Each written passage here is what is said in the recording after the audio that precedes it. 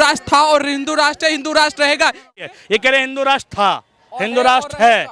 पहली बात तो इनसे ये जानना चाहता हूँ हिंदू शब्द आया कहाँ से, शब्द की परिभाषा बता। श्री राम, बस हो गया। मोदी जी आएंगे, मोदी जी आएंगे। राम, एक मिनट भाई, इसको हाँ, आ जाओ। इससे सिर्फ रामायण के 2 श्लोक सुनना चाहता हूँ। बोल दी भाई, श्लोक बोल दियो। राम जी का भक्त है तू, रामायण के 2 श्लोक सुन। सुनो, कांग्रेस की सरकार आ गई ना, उस दिन जो बोलोगे हाँ आत्महत्या कर लूंगी, सबका सामने। और सुनो, और कांग्रेस देखो सुनो, अच्छा मोदी आ गया तो आप दिल्ली छोड़ के चले जाओ। अभी ये कह रही है कि अगर बीजेपी की सरकार नहीं आई तो मैं आत्मदाह कर लूंगी। हमने इनको भी देखा और इन जैसे कई बाबाओं को। एक बाबा कहता हिंदू राष्ट्र बनाओ, नहीं तो मैं मर जाऊंगा, आत्मदाह कर लूंगा, आग के हवाले कर दूंगा। 4 बार कर चुका, अभी तक मरा नहीं वो, अभी तक आत्मदाह नहीं किया उनने। तो रामराज चाहते हैं ना, सबके दिलों में रामराज चाहते हैं। तो रामराज ऐसे आएगा कि तुम जय श्री राम चिल्लाओ और किसी का कत्ल कर दो, ऐसे आएगा? कौन करता है जय श्री राम करके कत्ल, किसने किया आज तक, ये बताओ आप। भाई बता देता हूँ। सबसे पहला सवाल आपसे जुड़ना चाहेंगे कि आने वाले वक्त में चुनाव है तो देश का प्रधानमंत्री कौन बन रहा है? देखो मैं ये कहता हूँ, ये देश प्रतिभाओं का देश है। 140 करोड़ लोगों का देश है, ठीक। और जब भी कांग्रेस की सरकारें रही हैं या चुनाव लड़ने आई हैं तो कांग्रेस ने कभी पहले चेहरा नहीं दिया, इंदिरा गांधी और नेहरू जी को छोड़ के, ठीक। तो भैया लेकिन ये बात तय है कि जब भी कोई प्रधानमंत्री दिया जाता है वो बेस्ट दिया जाता है, एजुकेशन वाइज भी, नॉलेज वाइज भी और दूरदर्शी दिया जाता है, ठीक।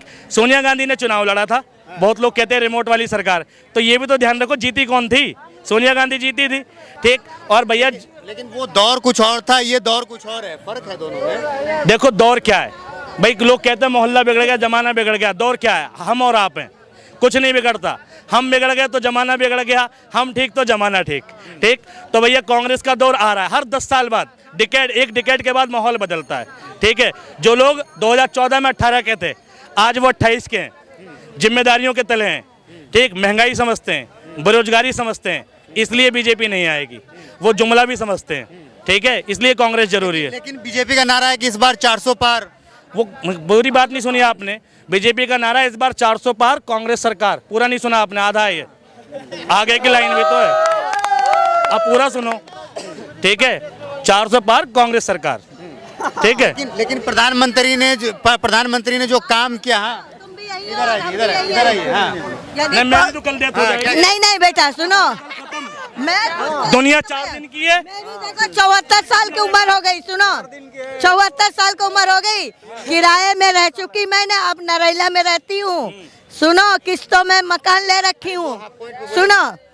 और मेरे नाम मंजू है, मैं आज भी बोल रही हूँ, यदि कांग्रेस की सरकार हो गई है, सुनो कांग्रेस की सरकार आ गई ना, उस दिन जो बोलोगे हाँ आत्महत्या कर लूंगी, सबका सामने। और सुनो, और कांग्रेस देखो सुनो, अच्छा मोदी आ गया तो आप दिल्ली छोड़ के चले जाओ। नहीं, मैं तो नहीं छोड़ के जाऊंगा, मेरा देश है। मोदी आ जाए, योगी आ जाए, मैं तो जमीन पर लेट जाऊंगा, कोई भेजेगा जब भी जगड़ जाऊंगा मैं तो नहीं जाने का, मेरा देश है, ठीक। और मैं जीऊंगा भी यहीं, मरूंगा भी यहीं, तो ठीक। सुनो अभी ये कह रहे हैं, सुनो एक मिनट, अभी ये कह रही है कि अगर बीजेपी की सरकार नहीं आई तो मैं आत्मदाह कर लूंगी।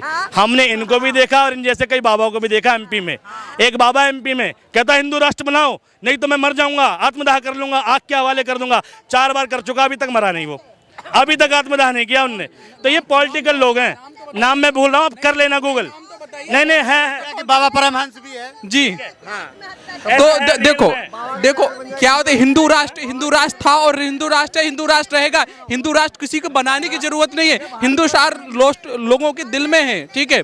और क्या होता है कि हिंदू राष्ट्र था और हिंदू राष्ट्र है, कोई ऐसा नहीं है, लोग पॉलिटिक्स के लिए कहने लगते हैं। कहने आपत्ति है, ये कह रहे हिंदू राष्ट्र था, हिंदू राष्ट्र है। पहली बात तो इनसे ये जानना चाहता हूँ हिंदू शब्द आया कहाँ से, शब्द की परिभाषा बता दो। हिंद महासागर से आया हिंदू राष्ट्र, हिंदू। एक मिनट, गलत बोल रहे हैं भाई, ये गलत बोल रहे हैं, मैं क्लियर कर देता हूँ, नॉलेज लो। एक मिनट भाई, जब मुगल इंडिया में आए तो भारत की जो सबसे प्राचीन सभ्यता है, दिल्ली में बगल में ही साइंस म्यूजियम में पढ़ लेना, सबसे प्राचीन सभ्यता का नाम है हड़प्पा सभ्यता, और हड़प्पा का दूसरा नाम है सिंधु घाटी सभ्यता, ठीक। तो जब मुगल आए तो उन्होंने यहाँ के लोगों को सिंधु घाटी के नाम से जाना, ठीक है, यहाँ के देश को सिंधु घाटी। तो सिंधु का जो फारसी ट्रांसलेशन है, उर्दू भाषा की जो लिपि है फारसी, सिंधु का जो फारसी ट्रांसलेशन है उसको हिंदू कहते हैं, और वहीं से आया हिंदू, पहली बात। और दूसरा मैं चैलेंज देता हूँ, 4 वेद, ऋग्वेद, यजुर्वेद, धर्मवेद, सामवेद, ठीक ठीक। इसके अलावा 18 पुराण, कल की रामायण, वाल्मीकि रामायण, रामचरितमानस, ठीक, गीता, ठीक, और तुम्हारे जितने खंड हैं, ठीक, जितने कांड है, सुंदरकांड वगैरह सब मिला के किसी भी किताब में जो ऋषियों की लिखी हुई हो उसमें हिंदू शब्द फाइंड करके बता देना। बता दीजिए भाई धर्म का नाम है सनातन या शाश्वत धर्म, ठीक। हिंदू राष्ट्र कैसे बन जाएगा? और दूसरी बात, हिंदू राष्ट्र भाई से बता रहा हूँ ना, पहले कभी था, ठीक, आर्य राष्ट्र था, सनातन राष्ट्र था। और सुनो, तुमने देखा होगा माता आती हैं, सब में आती है, काली माता आती है, दुर्गा माता आती है, और जब माता देखा कि औरतों की आ रही है तो आदमियों के भी आने लगे भैरव बाबा। आज तक किसी में राम जी देखा क्या? क्योंकि भैरव बाबा आएंगे तो तांडव मचाएंगे, दुर्गा माता आएगी तो तांडव मचाएगी, लेकिन जिस दिन राम जी आ गए ना किसी पर, उस दिन वो तमीजदार हो जाएगा, दूसरे से तमीज से बात करेगा, ठीक है, भाई का सगा हो जाएगा। तो रामराज चाहते हैं ना, सबके दिलों में रामराज चाहते हैं। तो रामराज ऐसे आएगा कि तुम जय श्री राम चिल्लाओ और किसी का कत्ल कर दो, ऐसे आएगा? कौन करता है जय सिया राम करके कत्ल? किसने किया आज तक, ये बताओ आप। भाई बता देता हूँ। भाई राजस्थान में पहलू खान अलवर कांड, ठीक, राम जय श्री राम के नारे लगा के उसकी हत्या कर दी। झारखंड में तबरेज, ठीक, जय श्री राम के नारे लगा के उसकी हत्या कर दी। दादरी में, ठीक, दादरी के अंदर है इखलाक अहमद, ठीक है, जय श्री राम, सिर्फ मां सोने का शक था, नारे लगाए और हत्या कर दी। और अभी जो कांड हुआ हरियाणा का, ठीक है, जुनेद और एक और भाई था, क्या नाम था उसका, नसीर, उन दोनों की गाड़ी में फूंक कर हत्या कर दी। सब कुछ राम के नारे के तले हुआ। और यही अगर अल्लाह अकबर के नारे के तहत हो जाता ना, तो ये देश आतंकवादियों का, कहते मुसलमान सारे आतंकवादी हैं, ठीक है। सुनो, आप ये बताइए कि राम के नाम पे हत्याएं हो रही हैं, ठीक है, आपका कहना ये है, ये बताओ आज तक कौन सा गऊ थे सनातनी जो टेररिस्ट नाम हुआ हो? किसी ने भी? नाथूराम गोडसे आजाद भारत का पहला हिंदू, आजाद भारत का पहला आरएसएस का नेता नाथूराम गोडसे, जिसके पैदा होने से तीन लड़के पहले मर गए उसकी माँ के, इसलिए उसको नाक में नथनी पहना के 9 साल तक लड़की बना के रखा, नाम था राम, रख दिया नाथूराम। वो था आजाद भारत का पहला आतंकवादी, ठीक। और सुनो, अभी कश्मीर में पकड़ा गया था एक डीजीपी, ठीक, क्या नाम था, परमिंदर सिंह नाम था, ठीक, वो आतंकवादी साबित हुआ। आप उनकी बुक पढ़ना, मैंने तो उतना पढ़ा नहीं है, लेकिन जितना मैं जानता हूँ। कैसे बोल रहे हैं? नहीं, नाथूराम गोडसे की आप बात कर रहे हो, ठीक है, आप ये बताओ, गांधी जी चाहते तो भारत के 2 टुकड़े नहीं होते, भारत एक ही रहता, ठीक है। व्हाट्सएप यूनिवर्सिटी ज्ञान, मैं भी बताता हूँ, गांधी जी चाहते भाई देश, मैं 1 मिनट क्लियर कर देता हूँ भाई, इसलिए कहता हूँ किताबें पढ़ा करो भाई। जब देश की अवधारणा चल रही थी 1947 में, भारत किताब पढ़ के बोलने, व्हाट्सएप थोड़ी पढ़ते। अरे यार, अगर ये किसी में लगा दे भाई, गांधी जी के विरोध में कौन लिख रहा है? आरएसएस लिख रहा है, हिंदू विचारक लिख रहा है। कोई भी साहित्यकार और इतिहासकार की किताब जो आरएसएस और हिंदू संगठनों से संबंधित नहीं होगा, अगर वो नेहरू की, जिन्ना की जिद और जवाहरलाल नेहरू की वजह से ये सारी चीजें हुई ना, गांधी जी चाहते तो ये सारी चीजें कर सकते थे, उनके हाथ में सब चीजें था। अच्छा, मुस्लिम लीग का नाम सुना तुमने? जी सुना है। कौन थी वो?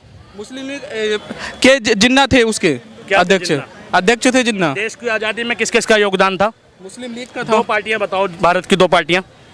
मुस्लिम लीग और द नेशनल कांग्रेस कॉन्वेंट नाम था, कॉन्वेंट, हाँ, ठीक। तो भैया 2 पार्टियां थी, ठीक। एक जैसे यहाँ पर आरएसएस है जो हिंदू राष्ट्र की मांग कर रहा है, ठीक। अगर आज हिंदू राष्ट्र की मांग गलत नहीं है इन संगठनों द्वारा, तो उस टाइम पर मुस्लिम लीग द्वारा मुसलमान राष्ट्र की मांग गलत कैसे हो गई? पहली बात, ठीक। दूसरी बात, भैया उस टाइम के हिसाब से, ठीक, वहाँ का एक बंदा था जिन्ना भाई, वो एक धार्मिक संगठन का अध्यक्ष था, ठीक, आज़ादी में योगदान था। उनने कहा भाई हमें धर्म के आधार पर राष्ट्र दे दो, ठीक। हमारी पॉपुलेशन, दोनों बड़े नेता थे, उस टाइम का बंटवारा हो गया, ठीक। गांधी जी के कहने पर नहीं हुआ, पहली बात, ठीक। लेकिन गांधी जी ने क्या कहा कि भाई आपस में विवाद नहीं होना चाहिए, ठीक। गांधी जी ने एक सुलह समिति बैठाई थी उसको लेकर, और जवाहरलाल नेहरू का तो कोई लेना देना ही नहीं इससे। अब इनको ये पता है, इसके बाद पता है क्या कहते हैं, जब ये बातें, ये आज़ादी के तुरंत बाद की बातें हैं, उस टाइम की परिस्थिति। लेकिन उस समय सरदार वल्लभ भाई पटेल के लिए नियुक्त किया था, गया था ना उनको, वल्लभ भाई पटेल को, और बाकी के 9 वोट किसी और को मिले थे, फिर भी वो उनमें से किसी को नहीं बनाया, ठीक है। नेहरू को बनाया गया। क्यों बनाया गया? वो नेहरू को तो कोई एक भी वोट ही नहीं मिला, चुना ही नहीं था उनने। चुनाव आप ये बताओ। और मैंने ये उसमें, ठीक है, हाँ, ये गांधी जी वजह के जवाहरलाल नेहरू जी बने हैं, गांधी जी के वजह से जवाहरलाल नेहरू जी बने हैं। और सबको पता भी था कि जिन्ना को प्रधानमंत्री बना। इस देश के एक भी मुसलमान जिन्ना का सपोर्ट नहीं करता है। आप पूरे मोहल्ले में जाकर के सर्वे कर लीजिए। भाई ये कह रहे हैं कि कि भाई गांधी जी की वजह से जवाहरलाल नेहरू देश के प्रधानमंत्री बने। पहली बात, नेहरू जी प्रधानमंत्री बने देश में पहले इलेक्शन के बाद। उससे पहले वो किसी पार्टी के राष्ट्रीय अध्यक्ष थे। 3 साल तक झंडा फहराया देश में, वो राष्ट्रीय अध्यक्ष के तौर पर फैलाया, प्रधानमंत्री के तौर पर नहीं फैलाया। पहली बात। पटेल प्रधानमंत्री क्यों नहीं हुए? भाई पटेल जी की, सरदार वल्लभ भाई पटेल की जो मृत्यु हो गई 1950 में हो गई, और पहला जो डेमोक्रेटिक इलेक्शन हुआ वो 1951 और 52 में हुआ। ठीक, तो भैया वो कैसे प्रधानमंत्री बन जाते? ठीक, उससे पहले वो राष्ट्रीय अध्यक्ष के तौर पर झंडा फहराया। कहते हैं 47 में आजाद हो गया, 3 साल झंडा कैसे फहराए? राष्ट्रीय अध्यक्ष थे वो, प्रधानमंत्री नहीं थे, और राष्ट्रीय अध्यक्ष के नाते ही फैसले लिए थे। भारत गणतंत्र राज्य कब घोषित हुआ? 26 जनवरी 1950, और लागू कब होगी? वैसे औपचारिक रूप से कब हो गया? 26 नवंबर 1949। ठीक है, अब भाई साहब व्हाट्सएप का ज्ञान सुन लो ध्यान से। भाई गांधी जी ने कोई बंटवारा नहीं किया। ठीक, गांधी जी ने उस टाइम के हिसाब से, सिचुएशन के हिसाब से जो बेस्ट था वो डिसीजन लिया। कश्मीर के मुद्दे पर भी पंडित जवाहरलाल नेहरू ने जो बेस्ट डिसीजन था, कश्मीर भारत का राज्य नहीं था, राजा हरिप्रसाद शासक थे वहाँ के। ठीक है, और भाई वो किसी में नहीं मिलाना चाहते थे, वो स्वतंत्र राष्ट्र चाहते थे कि भाई हमारा राज्य स्वतंत्र रहे, अलग राज्य की मांग थी। फिर भी उसको किसी संधि के तहत, 370 की संधि के तहत भारत का हिस्सा बनाया। ये नेहरू की उपलब्धि है, ये सब तुम कमी बना के पेश करते हो। आप इनकी बातों से सहमत हैं? इनकी बातों से सहमत हैं, लेकिन देखो, लेकिन सबसे बड़ी बात है ना, देखो गांधी जी भगवान कहे जाते थे, पिता बोलते हैं ना अपन, ठीक है ना, राष्ट्रपिता बोलते हैं, उपलब्धि देते हैं राष्ट्रपिता जी की। तो वो चाहते तो कुछ भी कर सकते थे। ठीक है, कैसे उनकी देखो बात जिन्ना भी मानता था, जवाहरलाल नेहरू भी मानते थे, आजादी मिल गई, इसके बाद आज़ादी मिल गई। लेकिन आज़ादी इस किस काम की वो आज़ादी, ये बताओ किसी की? ये बताओ, आज मैं आज़ाद हूँ, अगर मेरे मृत्यु शैया से आज़ादी मिले, वो किस काम की? जब भारत के 2 टुकड़े हो जाए, एक माँ के दोनों अलग अलग भाग हो जाए, ये भाग अलग, ये भाग अलग, ये बताओ उसकी माँ से, भारत माता से पूछो ना। सबसे पहले तो ये जिन्ना अफगानिस्तान गवा दिया, गंधार को कोसे, गंधार के राजा को कोसे, राजा धनानंद को कोसे। ठीक, जिसने भैया पूरा गंधार गवा दिया, अफगानिस्तान में मिला दिया। भाई वो भी तो चाहिए अखंड भारत में, नहीं, वो भी तो अखंड भारत तो नहीं, तो उसका नहीं ये बात है। लेकिन उसके अशोक, सम्राट अशोक का नाम तो सुना होगा सब लोग ने, तो सम्राट अशोक ने एक बार पूरा अखंड भारत बनाया कि नहीं बनाया, बताओ? सम्राट अशोक किस वंश का था? ठीक है, इधर आइए, हाँ इधर आइए सर, इधर आइए, इधर आइए। सम्राट अशोक कौन से वंश का था? चंद्रगुप्त, गुप्त वंश, वंश कौन सा था? मौर्य। ठीक है, तो कोई बात नहीं। चलिए कोई नहीं, फिलहाल मोदी जी के काम से खुश हैं। चलो मोदी जी के काम, मोदी जी के नहीं, मोदी जी में जाएंगे तो बहुत लंबी कहानी है। इतिहास के, देखो इतिहास के बारे में हमें उतना ज्यादा नॉलेज नहीं है, ठीक है, लेकिन हम मोदी जी के हर एक काम से खुश हैं, और पूरी जनता को मोदी जी के हर एक काम से खुश रहना चाहिए। लेकिन राज्यों से हम दुखी हैं। मोदी जी आ रहे हैं, ठीक है, मोदी देखो, राज्य में कोई भी आए, चाहे कांग्रेस आए, चाहे आम आदमी आए, हमें कोई लेना देना नहीं है, लेकिन एक घोटाला राष्ट्र में तो वो ही रहेगा। ठीक है, मोदी रहेगा। ये मोदी जी के काम से खुश हैं। कोरोना में भाई भारत में जब भी कोई बीमारी आती है, आपदा आती है, डिजास्टर आती है, एक राहत कोष है जिसे राष्ट्रीय राहत कोष बोलते हैं। तो वहां से पैसा निकलेगा और उस बीमारी के टाइम पे खर्च होगा। ठीक है, उस आपदा के टाइम पे खर्च होगा। मोदी जी ने ये सब होने के बावजूद एक फंड बनाया, उसका नाम था PM केयर फंड। आप सभी जानते कोरोना में, ठीक, और देश के सभी लोगों से अपील करी कि आपकी जो इच्छा हो इसमें डालो।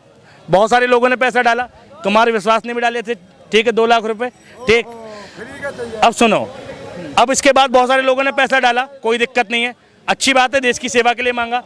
तो जब उसके बाद कुमार विश्वास ने RTI डाली कि मैंने जो 2 लाख डोनेट किए वो कहाँ खर्च हुए, तो फिर ये जवाब क्यों आया कि ये वाला जो फंड है, ये जो पैसा है, ये RTI के दायरे में नहीं आता। तो भाई PM केयर फंड में जो घोटाला हुआ वो पैसा कहाँ है? ठीक, मोदी जी ने उन पैसे का क्या किया? जवाब क्यों नहीं देते मोदी जी? दूसरी बात, मोदी जी मनमोहन सिंह को कहते हैं चुप रहते थे, बोलते नहीं थे, फिर भी सही कहा उन्होंने। हाँ सुनो, ये सही कहा। आज तक मोदी जी किसी मनमोहन सिंह किसी चीज में बोले हैं क्या? मैं भी साबित कर देता हूँ, सुनो। मनमोहन सिंह 10 साल में 9 बार प्रेस कॉन्फ्रेंस करते हैं, हर साल एक प्रेस कॉन्फ्रेंस करते थे, 10वीं बार में सरकार चली गई। ठीक, ये प्रधानमंत्री अभी 9 साल से एक भी प्रेस कॉन्फ्रेंस क्यों नहीं करी? लेकिन ये बताओ, हर बार विदेशों में कहीं भी जाओ, ठीक है, अभी मौन पे बात हो रही है ना, क्यों नहीं करी? देश में गूंगा कौन?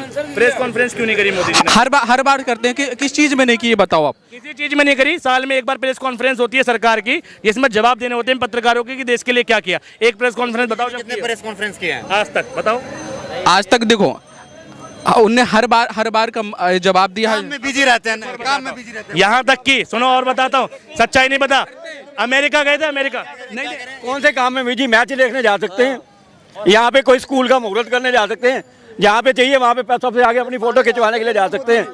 ये काम प्रधानमंत्री के थोड़ी ना, तभी तो कह रहे हैं कि मोदी जी फिर से मोदी जी का कौन सा है कि अपना फेस दिखाना हर जगह, प्रधानमंत्री का थोड़ी ना। आप ये बताओ, आप हर व्यक्ति से मन की बात से लेके सबके पास तो बात करते हैं। बताओ, हर एक व्यक्ति की मन की बात जानते हैं, मन की बात हर व्यक्ति के घर सब चीजें बात करते हैं। बताओ कौन सी चीजें नहीं करती हैं, ठीक है। और प्रेस का बाहर रहा, देखो जो न्यूज करने के लिए टाइम नहीं उनके पास। न्यूज वाले जाए तो क्यों नहीं करेंगे, बताओ क्यों नहीं करेंगे, बताओ। न्यूज वाले को वो बुलाएंगे तो जाएंगे, उनके घर के बाहर आके धरना दे देंगे। ये बताओ, सबके पास न्यूज वाले जाते जाना है, थोड़ा हमें भी बताया। बताओ, आप एक बार उनके गेट के आगे खड़े होकर दिखा दो 5 मिनट। तो सबको ही खड़े हो एक फिलहाल मोदी जी आ रहे हैं 24 में। अरे नहीं आ रहे, कैसे भी नहीं आ रहे भाई, मोदी जी आ रहे हैं। नहीं आ रहे। आएंगे नहीं आ रहे भाई, जय श्री राम। बस हो गया। मोदी जी आएंगे, मोदी जी आएंगे। एक मिनट भाई, इसको हाँ, आ जाओ। इससे एक रामायण के 2 श्लोक सुनना चाहता हूँ। बोल दी भाई, श्लोक बोल दियो, राम जी का भक्त है तू, रामायण के 2 श्लोक सुनो। श्लोक तो नहीं बोला सर भाई तो अबे यार देखो ये हालत है, नारे लगा रहे थे। बिहारी। हाँ बिल्कुल। अब सुनो सुनो, पूज पद कमल तुम्हारे, सुन नर मुन सब हों सुखारे, कौन सकाज। हाँ, समझ रहे हो, जिसको ज्ञान है वो नारा नहीं लगाएगा, और जो ज्ञानी है वो खूब चिल्लाएगा, ठीक है भाई। जो राम जी को पढ़ लेगा ना, वो चीखेगा नहीं, शांत होगा, ठीक। पहले हम जब हमारे अड़ोस पड़ोस में बहुत लोग थे, भैया राम राम, भैया राम राम, और भाई भगवान के लिए जाते थे ना पूजा कर, जय श्री राम, प्यार से बोलते थे। अभी क्या लगा रखा, जय श्री राम, भैया किसी पड़ोसी को बुला रहा, ठीक। निकल बाहर घर से, कहाँ है तू, ठीक है। श्रद्धा से ले भाई, तमीज से ले, भगवान का नाम है भाई।